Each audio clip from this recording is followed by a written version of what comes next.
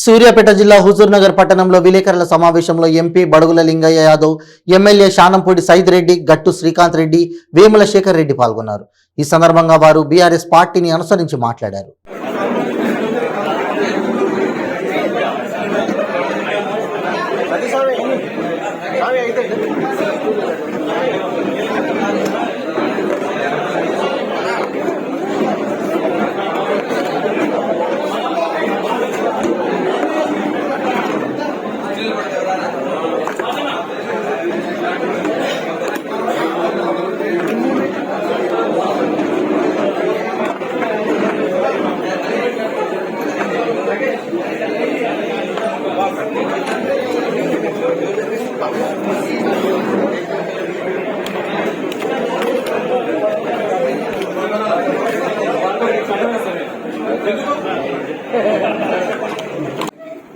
చిరపరిచితులు ఇంతకు ముందు ఎమ్మెల్యేగా పోటీ చేసి సొంత బలంతో అత్యధిక ఓట్లు సాధించిన మన గట్టు శ్రీకాంత్ రెడ్డి గారు, అట్లనే నియోజకవర్గ బీజేపీ ఇన్ఛార్జ్ వేముల శేఖర్ రెడ్డి గారు,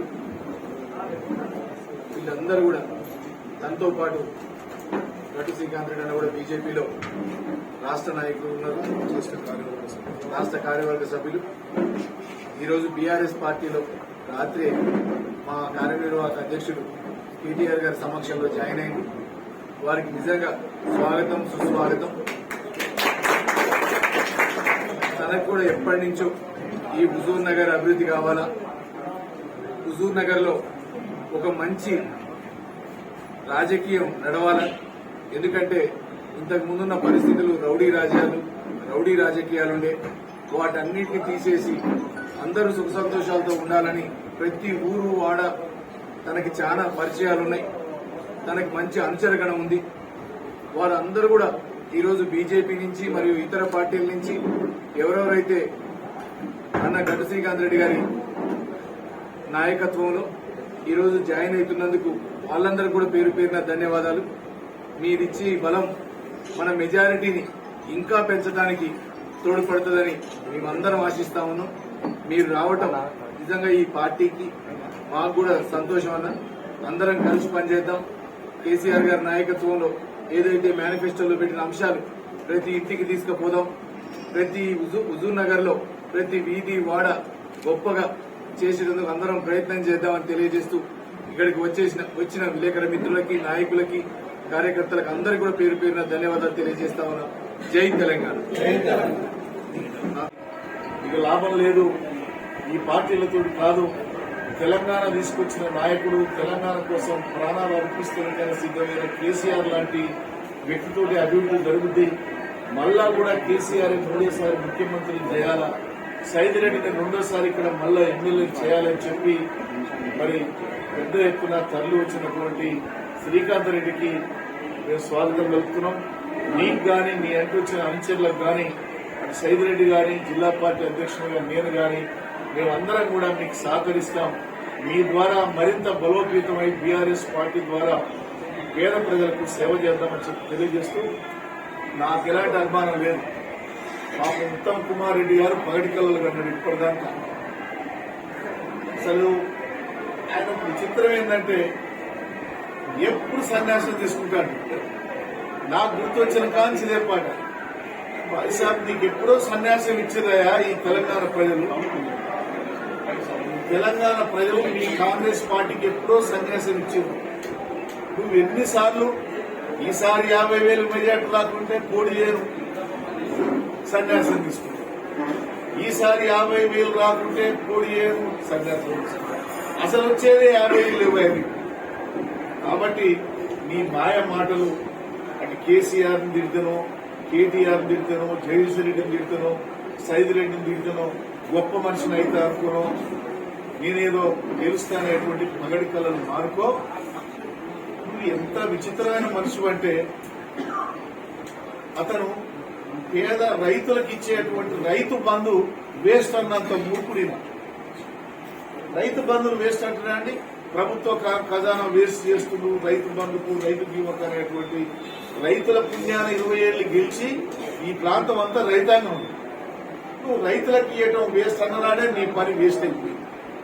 ఇంకొక ఆయన ఓటుకు నోటు కేసులో అడ్డంగా దొరికి జైలు శిక్ష చేసి చిప్పకోటి తిన్న రేవంత్ రెడ్డి వీళ్ళ పిసిసి అధ్యక్షుడు. ఆయన ఏమంటాడు 3 గంటలు కరెంటు చాలు 24 గంటలు వేస్ట్ అని ఆయన అంటాడు. అంటే ప్రజలేమంటారు, బిడ్డ 24 గంటలు కరెంట్ ఇచ్చే కేసీఆర్ మాకు కావాలి, 3 గంటలు ఇచ్చే మీ దొంగలు వద్దు, రైతు బంధువులు వేస్ట్ అన్న ఉత్తమ్ మాకు వద్దు అనేటువంటి దాంట్లో ప్రజలు నిర్ణయించుకున్నారు. రేపటి ఎన్నికల్లో కూడా నల్గొండ జిల్లాలో బ్రహ్మాండంగా మా అభ్యర్థులు అందరూ గెలుస్తారు. సైదిరెడ్డి కూడా భారీ మేరతో గెలుస్తారు. ఇందులో ఏ అన్నారు గట్టు శ్రీకాంత్ రెడ్డి గారు రాష్ట్ర బీజేపీ నాయకులు, అట్లే శేఖర్ రెడ్డి గారు నియోజకవర్గ కన్వీనర్ బీజేపీ చెందినటువంటి వారు, ఇంకా 100 మంది బీజేపీ పార్టీకి రాజీనామా చేసి బీఆర్ఎస్ పార్టీలో చేరిన సందర్భంగా జిల్లా బీఆర్ఎస్ పార్టీ అధ్యక్షునిగా, పార్లమెంట్ సభ్యునిగా శ్రీకాంత్ రెడ్డికి మా పార్టీ తరఫున వారికి స్వాగతం పలుకుతున్నాను. శేఖర్ రెడ్డి గారు కానీ వారైతే వచ్చిన అంశాలందరికీ కూడా మా పార్టీ స్వాగతం పలుకుతుంది. చాలా సంతోషం. మొదటి నుంచి కూడా నాకు శ్రీకాంత్ రెడ్డి ఒక 25 సంవత్సరాల నుంచి పరిచయం. నీతి నిజాయితీతోటి, అంకిత భావంతో పేద ప్రజలకు సేవ చేయాలనేటువంటి ఆలోచనతో ఉన్నటువంటి వ్యక్తి శ్రీకాంత్ రెడ్డి గారు. వారి రాక ఈ యొక్క జిల్లాలోనే కాకుండా హుజూర్ నగర్ లో రేపు జరగబోయే ఎన్నికల్లో మరింత మెజార్టీ వచ్చేటందుకు మాకు మరి సహకారం జరుగుతుంది. చాలా సంతోషం. ముఖ్యంగా ఇప్పుడే మా సైదిరెడ్డి గారు చెప్పినట్టు హుజూర్ నగర్ లో గత 25 సంవత్సరాల్లో కాని అభివృద్ధి ఈ 5 సంవత్సరాలు సైదిరెడ్డి శాసనసభ్యులు అయినట్టు జరిగింది. నేను కూడా నా అనుభవంలో చూశాను.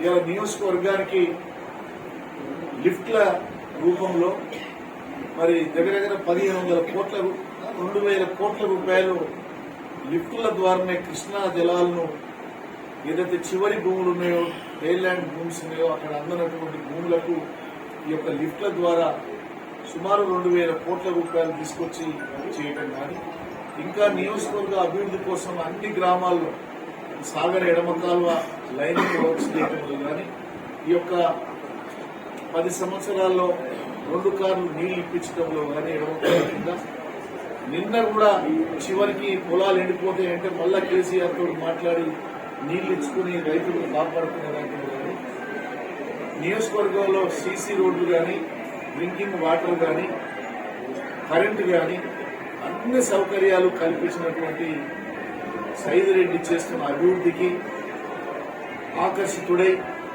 కేసీ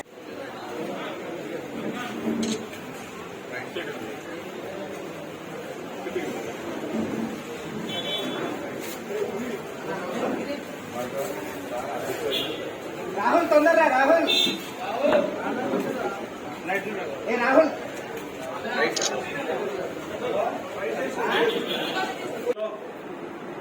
మళ్ళీ కాబోయే ఎమ్మెల్యే శ్రీ శానంపూరి సైదిరెడ్డి గారికి కూడా మళ్ళీ ఒకసారి మన నియోజకవర్గం నుంచి రెండోసారి అత్యధిక మెజార్టీతోని ముందుకు తీసుకెళ్లే కార్యక్రమంలో భాగంగా ఈరోజు అన్న జిల్లాలో, ఉమ్మడి జిల్లాలో, రాష్ట్రంలో కూడా అందరికీ కూడా పెద్ద దిక్కైన మన రాజ్యసభ మెంబర్ గారు బడుగుల లింగయ్య యాదవ్ గారు మరియు రమణన్న, మిగతా మా వేములశేఖర్ రెడ్డి గారికి అందరికీ కూడా ఒకసారి ఈ సందర్భంలో నమస్కారం తెలియజేస్తూ, ఈ మధ్య చాలా రోజులైంది హుజూర్నగర్ జర కొంచెం అటు ఇటు జర తప్పగా ఉండి ఆ కార్యక్రమాలు లేక ఈ కార్యక్రమాలు లేక ఒకసారి తెలంగాణ ఉద్యమంలో నేను మీకు పాత్రికేయ ముఖంగా ఒకసారి తెలంగాణ ఉద్యమంలో పాల్గొన్నందుకు నేను బాధపడుతున్నాను. పాల్గొనలేకపోయిన ఒక దురదృష్టమైన ఫీలింగ్ ఎప్పటి నుంచో ఉండేది. నా జన్మస్థానం తెలంగాణ, నా అంతిమ స్థానం తెలంగాణ. కేసీఆర్ గారి నాయకత్వంలో, కేటీఆర్ గారి నాయకత్వంలో ఈరోజు తెలంగాణ రాష్ట్రం భారతదేశంలో కూడా ప్రథమ స్థానానికి దూసుకెళ్తున్న దశలో ఈరోజు మన హుజూర్నగర్ నియోజకవర్గంలో కూడా శానంపూడి సైదిరెడ్డి గారు ఎమ్మెల్యే గెలిచిన నుంచి నేను చూస్తా ఉన్నా. ఒకసారి నెమరేసుకుంటే కేటీఆర్ గారితో ఉన్న సాన్నిధ్యంతో గాని, మంత్రి జగదీష్ రెడ్డితో ఉన్న సాన్నిధ్యంతో గాని, కేసీఆర్ గారితో ఉన్న చనువుతో గాని కొన్ని వేల కోట్ల రూపాయల అభివృద్ది నిధులు హుజూర్నగర్ కి ఆయన బై ఎలక్షన్లో గెలిచిన కాడ నుంచి తీసుకురావడం జరిగింది. నేను ఒక ప్రశ్న అడుగుతా ఉన్నా ప్రస్తుత ఎంపీ గారిని, ఉత్తమ్ కుమార్ రెడ్డి గారిని. 50,000 ఓట్లతోని హుజూర్నగర్లా గెలుస్తా అంటివి. నేను దయచేసి ఒకసారి పాత్రికేయ సోదరులు గాని, మిగతా మీ కాంగ్రెస్ నాయకులు గాని, సోకాల్డ్ ఒకటే ప్రశ్న, 50,000 ఓట్లతో నువ్వు గెలుస్తా అన్నావు, నీ భార్యని ఎన్ని ఓట్లతోని కోదాల్లో ఓడిపోయింది. మళ్ళీ నీ భార్య శానంపూడి సైదిరెడ్డి గారి చేతిలో ఎన్ని ఓట్లతో ఒకసారి ఓడిపోయిందో నెవరేసుకోవాల్సిన అవసరం ఉంది. నీతి మాలిన రాజకీయాలకు కేర్ ఆఫ్ ఉత్తమ్ కుమార్ రెడ్డి, దిగజారు రాజకీయాలకు కేర్ ఆఫ్ ఉత్తమ్ కుమార్ రెడ్డి. కోదాళ్ళ ఓడిపోతామనే భయంతోనే హుజూర్నగర్ వచ్చినాడు. వయసు పెద్దదే గాని వయసు 70 ఏళ్లకో ఇంకా 75 ఏళ్లకు వచ్చింది. ఇంకా గవర్నమెంట్ మిలిటరీలో అయితే ఎప్పుడో రిటైర్మెంట్ ఇచ్చిండ్రు. ఈయనకి హుజూర్నగర్ ప్రజలు, కోదాడ ప్రజలు, ఈ ఆది దంపతులు ఇద్దరికి కూడా చరమగీతం పడాల్సిన అవసరం ఉంది. ఉత్తమ్ కుమార్ రెడ్డి ఒక్కసారి మీరు ఇన్ని సంవత్సరాల్లో ఏదన్నా లిఫ్ట్ తీసుకొచ్చినాడా?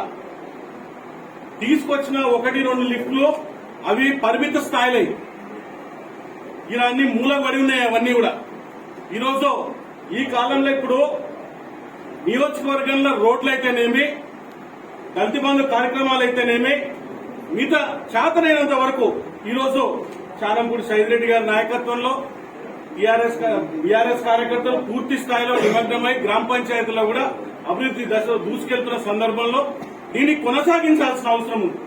దీన్ని ముందుకు తీసుకెళ్లాల్సిన అవసరం ఉంది. కేటీఆర్ గారి నాయకత్వాన్ని పటిష్టపరిచి సైదిరెడ్డి గారికి మనం పూర్తి స్థాయిలో మద్దతు ఉంటే మనం ముందుకెళ్తాం. లేకపోతే మళ్లీ పేకాట కేంద్రాలు అయితే హుజూర్నగర్ నియోజకవర్గం, కోదాడ నియోజకవర్గం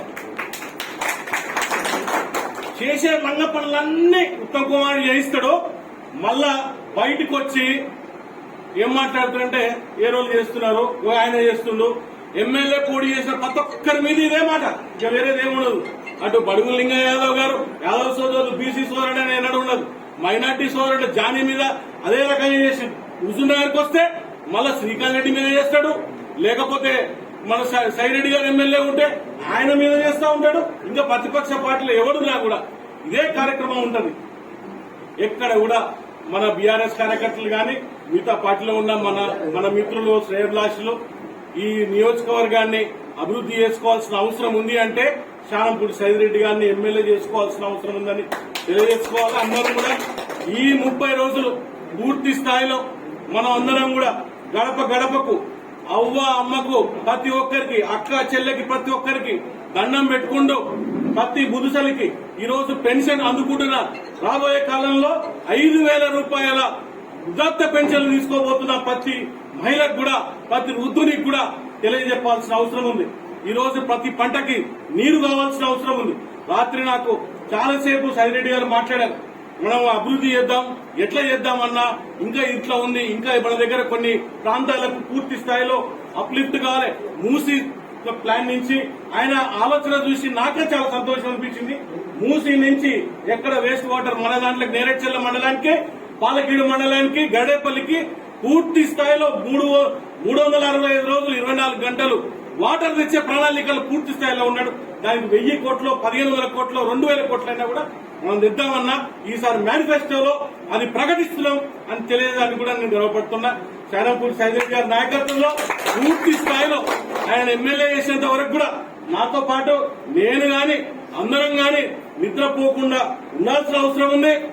ఉత్తమ్ కుమార్ రెడ్డి అనే వ్యక్తిని గెలిపించుకుంటే ఏమన్నా పొరపాటున ఒక ఓటు కాంగ్రెస్ వేస్తే ప్రభుత్వం రాదు. దయచేసి చెప్తున్నా, ఉమ్మడి జిల్లాల్లో 31 జిల్లాల దృష్ట్యా పాత 30 జిల్లాల్లో నేను గతంలో రాష్ట్ర అధ్యక్షుడిగా పనిచేసిన వైసీపీకి కాంగ్రెస్ ప్రభుత్వం ఎట్టి పరిస్థితుల్లో కూడా ఏర్పడే అవకాశం లేవని తెలియజేస్తా ఉన్నా. రాబోయే ప్రభుత్వం టీఆర్ఎస్ ప్రభుత్వం, కాబోయే ముఖ్యమంత్రి